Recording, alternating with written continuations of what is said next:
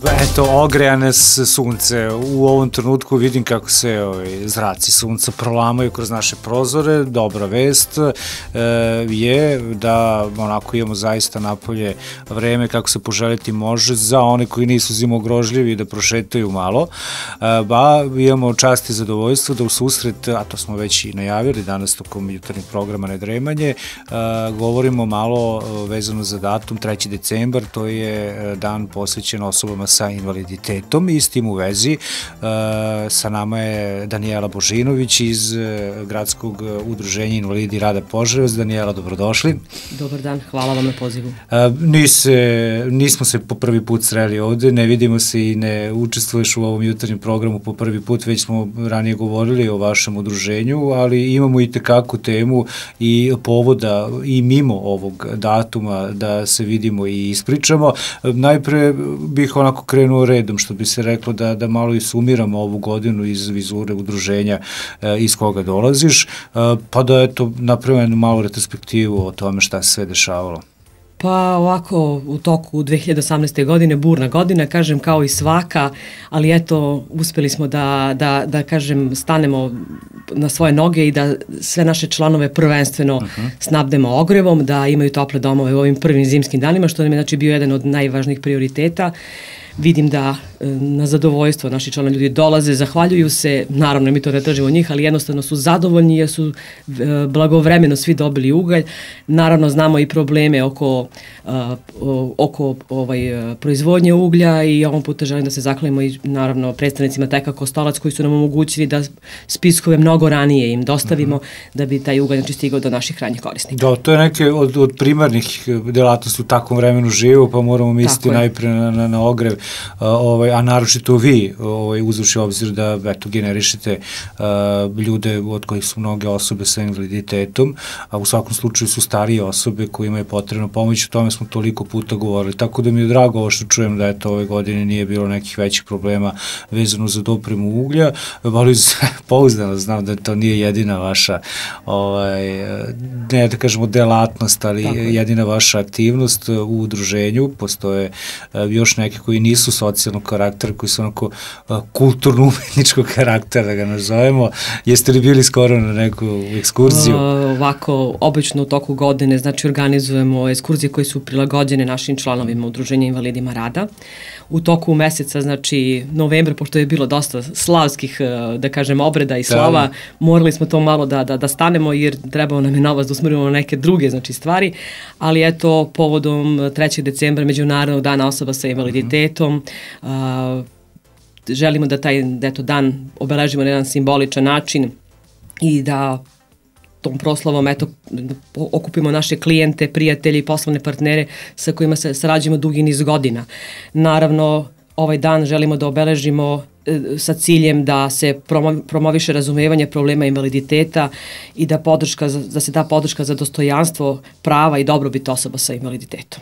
Tako je, to je borba koja traje i koja ne vidim da će ikada doći kraj. U svakom slučaju lepo bi bilo da jednog dana kažemo, eto, totalno smo prilagođeni svim izazovima, mislim iz vizura osoba sa invaliditetom, da svugde postoje i one rampe i da imaju, što kaže, benefite koji zaista i zaslužuju imaju, ali negde ipak mislim da je to večita borba u kojoj će se samo poboljšavati. Ono što hoću da te pitam, odnosno da objasnim, je da udruženje invalida rada na nivou čitave države jeste jedno ako ozbiljno telo sa svojim predstavništvima, sa sistemom odlučivanja i tu je nedavno vaša podružnica dobila veliku čast u vidu jednog delegata koji je, da tako kažemo, postavljen u sam vrh odlučivanja ovog tela. Jeste, Gradska organizacija Invalida rada pripada kao članica je Saveza invalida rada Srbije, nacionalna organizacija osoba sa invaliditetom, znači koja broji negde oko 500.000 članova na teritoriji cijele Srbije i početkom prošlog meseca na izbornoj skupštini u Savezu invalida rada naš predsjednik je ušao, da kažem, u grupu 12 veličanstvenih, tako da smo dobili predstavnika u Savezu invalida rada. Ja samo mogu da kažem da je to možda verovatno i podrška našeg predsjednika koji nam je davao poslednjih godina. O tome svedoči njegove posete našem udruženju, gde čovek se zaista ovako prijatno iznenadio mnogim dešavanjima, gde smo mi neke uspeli radionice da usmerimo za naše članove, razne aktivnosti usmerili prema tome i kažem, ta borba, kao što ste već i rekli, trajaće izuzetno, naravno svake godine, jer postavljaju se i nove inovacije koje mi moramo da iskoristimo onoliko koliko god nam to dozvoljava, znači i vreme i novac i naravno podrška lokalne vlasti i republičke i svega. Tako je, da, svedoci smo da ljudi u trećoj dobi i tekako znaju da ne podignu ručnu, već da žive punim plućima i znam da im vi to svojim radom uveliko i omogućavate i kroz te neke kulturne sadržaje o kojima ćemo nešto kasnije. Samo bih se zadržao još na ovom članstvu, tako kažem, u predsjedništvu, ako se to tako zove, ako sam dobro zapamtio. Koji su tu glavni ciljevi? Eto, sad imate bolje uvid u to koje stvari onako najviše interesuju krovnu organizaciju vaše. Pa, znači, nama je za cilj, znači, da se poboljšanje, znači, stanja svih invalida, ne samo u našem Požarevcu, nego i okolini, znači, u cijeloj Srbiji, znači, da se omogući invalidima, znači, jer postoje određene barijere, nedostatak znanja ili svesti o pitanjima invalidnosti, a to se može jednostavnim aktivnostima prevazići. Osobe sa invaliditetom mogu ravnopravno da učestvuju u društvu ako se te uklone socijalne i fizičke prepreke, kao i prepreke u stavovima. Jer, kažem, u Srbiji ima puno invalida, negde oko 800.000 osoba živi sa nekim oblikom invaliditeta, ali osobe sa invaliditetom, moram da to istaknem, imaju svoje vrednosti, kvalitete, sposobnosti, znanja i u velikoj meri mogu da doprinesu društvu u kome živimo. Ali kao poseban problem ističe se njihovo nezapošljavanje, odnosno zapošljavanje. Samo 13% osoba sa invaliditetom je zaposleno, što znači da je njihova nezaposlenost 3 puta veća. Da, sad tumačim to kao laički i onome što znam. Osoba sa invaliditetom je prinuđena da se i više bori u životu, samim tim što bi se reklo je očvrsnula svoj karakter i sigurno sam da može mnogo više da pruži. Dakle, ako sam dobro razumeo, cilj je staviti u ravnopravnom položaju sa osobama koje nemaju invaliditet. Dakle, ne tražite ništa posebno, samo da budete ravnopravni i da date svoj doprinos. Tako je, prema tim osobama sa invaliditetom treba se obhoditi kao i prema svim drugim osobama. I u kontaktima bitno je da se obrati pažnja na osobu, a ne na njenu invalidnost.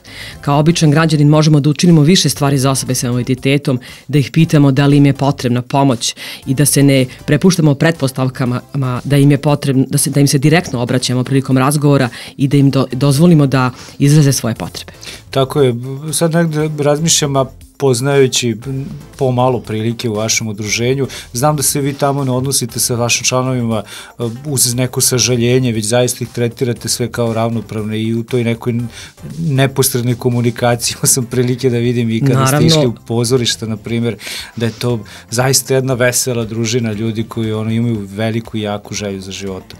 Naravno, ljudi zaista, ja sam milion puta smo to rekli svim članima udruženja, oni znači u našem udruženju, znači da kažem tako, zavise od nas tokom cijele godine, znači od samog momenta ako smo neku aktivnost sa njima započeli, ne kažemo mi smo započeli pa vi se posle snalazite, zato kažem zavise od nas, znači do momenta dok se posao taj ne obavi, znači oni zavise od nas, znači mi moramo da pričamo sa njima i o dobrim i o lošim stvarima, primedbe, predloge, sugestije svoje da iznesu, a mi ono koliko možemo, znači sve ćemo da uradimo da naš član bude zadovoljen. Što se tiče uslova za svakodnevno funkcionisanje osoba sa invaliditetom u Požarevcu, pretpostavljam i tu može dosta toga se poboljša, govorim o onim rampama, još na mnogim mestima ih nema, negde su postavljeni, svaka čast na tome, ali opet kažem borba koja traje. Naravno, pa neophodno je osobama sa invaliditetom ponuditi pristupačnost raznim objektima, u bibliotekama, rampe na ulazu u zgradu, znači asortiman znakova na Brajevom pismu, audio ili Brajeve knjige, knjige u krupnom fontu, knjige u lako razumljivom formatu, u tržnim centrima pored pokretnih stepenica obezbediti liftove, dovoljan broj parking mesta u blizini javnih mesta. Da, evo sad se baš prisjećam, pomenuo si biblioteku, tu nema rampe, na primjer. Ulaz u opštinu takođe, odnosno gradsko zdanje takođe nije prilagođeno osobama s invaliditetom, dakle ima tu još dosta prostora da se poboljša.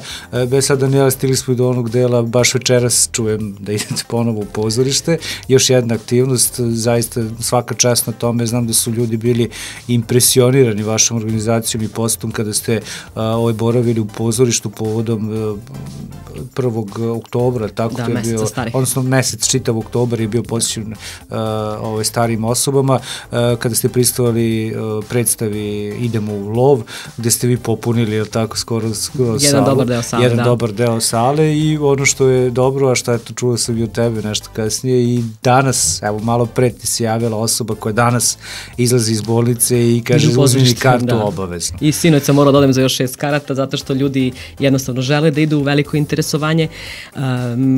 Mi kao gradska organizacija, znači dugo godina postojimo u Požarevcu od 56. godine, ali se o nama nešto, da kažem, malo se zna. I eto, ljudi kada tako nešto u početku im to bude možda malo strano, nepoznato, onda kad shvate šta je to, kod ljudi vlada interesovanje i žele da idu i evo večeras opet ćemo biti u nekom, da kažem, skromnom broju od nas 60 članova.